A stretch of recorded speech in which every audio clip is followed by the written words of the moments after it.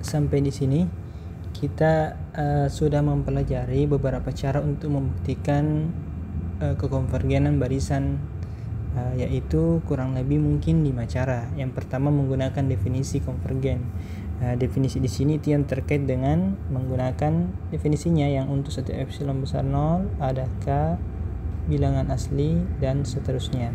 Kemudian yang kedua, kita bisa mengubah, misalnya yang mau ditunjukkan ini, yang akan ditunjukkan adalah apakah Sn konvergen ke X, ini yang jadi pertanyaan. Misalnya kita bisa mengubah bentuknya atau menemukan C ini C di sini, C-nya harus besar 0. C sehingga berlaku Xn kurang X kurang dari C kali AN untuk N yang lebih besar sama dengan M untuk suatu M. Jadi ada ekornya yang berlaku ini. Ada ekor barisan Sn dan kita bisa menemukan AN yang konvergen ke 0. Itu cara kedua.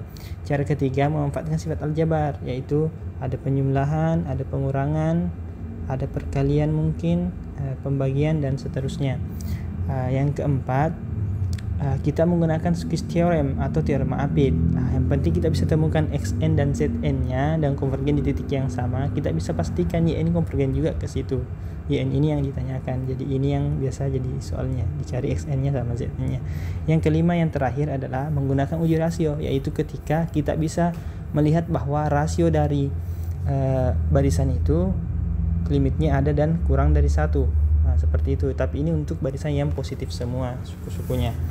Baik, juga di awal-awal telah kita pelajari bahwa kalau kita punya Xn yang konvergen, juga telah dipelajari bahwa kalau Xn-nya konvergen misalnya ke X, maka Xn itu barisan terbatas. Tapi konversnya belum tentu benar. Sekarang kalau kita lihat beberapa contoh, misalnya kita punya min 1 pangkat n. Ini kan terbatas tapi tidak konvergen. Kita akan coba meninjau untuk barisan terbatas yang konvergen. Yang pertama yang sederhananya adalah seper n. Seper ini n ini konvergen dan juga terbatas. Ya, terbatas karena nilainya selalu kurang sama dengan 1 dan selalu lebih dari 0. Sekarang kita lihat karakter apa yang dimiliki oleh si seper n ini yang mungkin bisa kita tambahkan sehingga kita bisa menemukan syarat juga bahwa barisan konvergen dan titik-titik itu barisan terbatas dan titik-titik, maka dia juga konvergen. Kita coba lihat. Seper n itu barisannya bentuknya kan seperti ini, 1, seper 2, seper 3, seper 4, seper 5, dan seterusnya. Dari sini kita bisa lihat ternyata Xn dari seper n berlaku Xn tambah 1 selalu kurang atau sama dengan Xn. Jadi suku kedua lebih kecil dari suku pertama, suku ketiga lebih kecil dari suku kedua, dan seterusnya. Ini untuk setiap n elemen asli. Di sini nanti kita mau perkenalkan istilah apa untuk bentuk seperti ini. Dari di sini kita belajar terkait dengan barisan monoton. Baik, kita coba mulai masuk ke definisi barisan monoton. Definisi barisan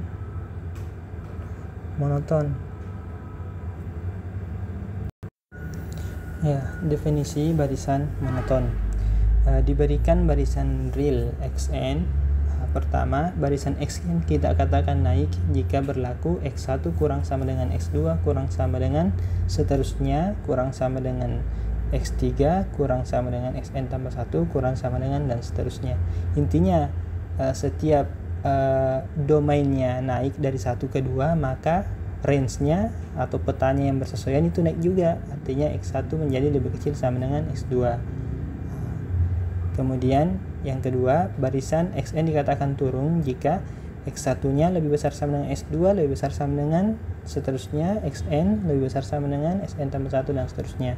Artinya ketika domainnya yaitu bilangan aslinya naik tapi range-nya justru turun, seperti itu namanya barisan turun. Lebih lanjut, barisan yang naik atau turun disebut barisan monoton. Jadi kalau dia naik namanya barisan monoton, kalau dia turun juga namanya barisan monoton. Seperti itu. Kita coba lihat contoh untuk lebih memahaminya. Contoh satu. Misalnya kita punya barisan seper n seperti tadi. Yang kedua kita punya barisan misalnya n. Yang ketiga kita misalnya punya min 1 pangkat n seperti tadi. Kita bisa lihat dari ketiga contoh ini, maka barisan pertama ini monoton. Kenapa? Karena suku pertamanya 1, suku keduanya 1/2, suku ketiganya 1/3. Jadi semakin turun nilainya. Apa artinya dia monoton? Karena barisannya turun. Yang kedua, barisan n, sukunya itu 1, 2, 3 dan seterusnya. Gampang dilihat bahwa setiap sukunya naik, maka dia juga monoton karena naik, barisannya naik. Yang ketiga yaitu min 1 pangkat n, sukunya adalah min 1, 1, min 1 dan seterusnya. Tidak bisa kita lihat apakah dia turun atau naik, maka kita katakan ini tidak monoton. Seperti itu. Sekarang kalau kita perhatikan di bentuk ini, yang nomor 1 ini monoton karena turun, nomor 2 itu monoton karena naik, tapi nomor 1 itu konvergen, sedangkan nomor 2 tidak konvergen. Ketika kita perhatikan nomor 1, apa yang dimiliki nomor 1 tapi tidak dimiliki oleh nomor 2, contoh nomor 2 itu, nomor 1 dia selain monoton juga terbatas. Kenapa? Karena seper n itu paling besarnya 1, kemudian sekecil-kecilnya tidak akan pernah lebih kecil dari 0. Kemudian nomor 2 dia besarnya itu tidak terbatas, tidak berhingga, jadi bisa besar sekali nilai sukunya. Jadi dia tidak terbatas memang barisannya. Jadi ketika kita pandang himpunan, berarti nomor 1 adalah himpunan yang terbatas, nomor 2 itu tidak terbatas. Maka dari sini kita akan selanjutnya mempelajari tentang teorema terkait dengan barisan monoton ini. Dari sini muncullah teorema untuk barisan monoton. Kurang lebih kalau kita mau kasih nama seperti yang sebelumnya, kita namakan dia teorema 2.3.2 seperti yang dipakai. Jadi teorema ini bunyinya kurang lebih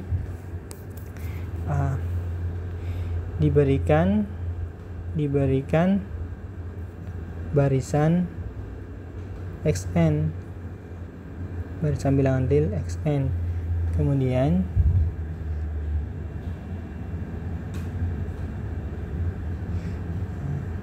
kita bisa lanjutkan dulu lihat sifat